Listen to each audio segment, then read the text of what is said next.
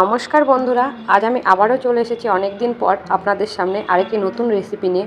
তো বুঝতেই পারছেন আজ আমি কি বানাবো।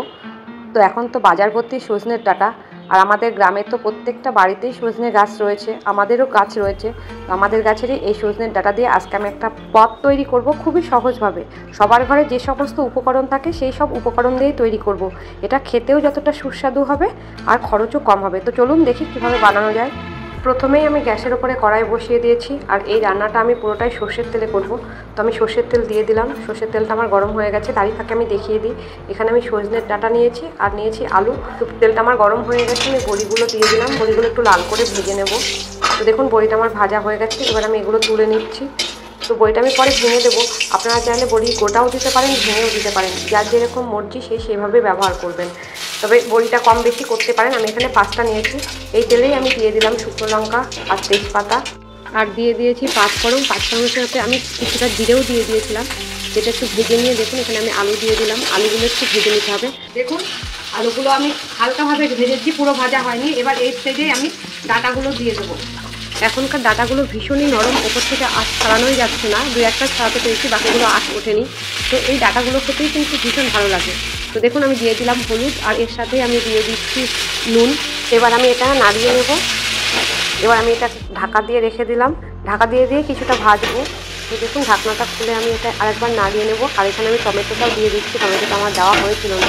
এই স্টেজে আমি টমেটোটা দিয়ে দিলাম, তাহলে কি হবে টমেটোটা খুব একটা গলবে না। আর বড়িগুলো দেখুন আমি ভেঙে ভেঙে নিচ্ছি। এবার এই বড়িগুলো আমি এর মধ্যে দিয়ে দেবো, আর কিছুক্ষণ আমি কষিয়ে নেব। তো দেখুন আমার কষানোটা হয়ে গেছে। এবার আমি এর মধ্যে দিয়ে দেবো জল। জলটা ইসুদুষ্ট গরম জল দেবেন, তাহলে ভালো হবে।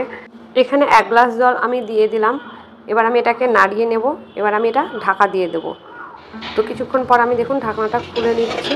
এটা আমার প্রায় সেদ্ধ হয়ে গেছে। আমি দেখে নেব আলু সেদ্ধ হয়েছে কিনা। তো দেখুন আলুটা আমার কেটে যাচ্ছে, আলুটা সেদ্ধ হয়ে গেছে পারফেক্টভাবে, আর ডাঁটাগুলোও সেদ্ধ হয়ে গেছে। এবার আমি এর মধ্যে দিয়ে দেবো কিছু মশলা। তো এখানে আমি কিছু মশলা বেটে নিয়েছি। এর মধ্যে রয়েছে সর্ষে, পোস্ত, কাজু আর কাঁচা লঙ্কা। আর আমি এর মধ্যে একটু চালের গুঁড়ো মিশিয়ে নিয়েছি। আপনারা চাইলে কিছুটা চাল বেটেও নিতে পারেন। চালের গুঁড়োটা দিলে কি হয়, থিকনেসটা হয়। আমি খুব একটা বেশি মশলা দিয়ে রান্না করি না, অল্প করে মশলা দিয়ে রান্না করতে ভালোবাসি। খুব বেশি তেল মশলা আমি খাই না। তো এগুলো দিয়ে আমি দেখুন নাড়িয়ে নিয়েছি। আর যেহেতু এটা একটা নিরামিষ রান্না, তো এখানে আমার একটু মিষ্টি লাগবে, বেশি পরিমাণে লাগবে। তো আমি 1 চামচ ভর্তি করে চিনি দিয়ে দিলাম। এবার চিনিটা মেল্ট হওয়া পর্যন্ত আমি এটা নাড়িয়ে নেব। আমার রান্নাটা অলমোস্ট ডান। এবার আমি ওপর থেকে একটু কাঁচা তেল ছড়িয়ে দিলাম। তবে গ্রেভিটা এত থাকবে না, এটা আরেকটু ঠিক হয়ে যাবে, বেশ ভালোই ঠিক হয়ে যাবে। যখন আমি খাবো ভাত দিয়ে তখন এটা বেশ ঘন হয়ে যাবে। তো দেখুন এটা আমার পাত্রে ঢালা হয়ে গেছে।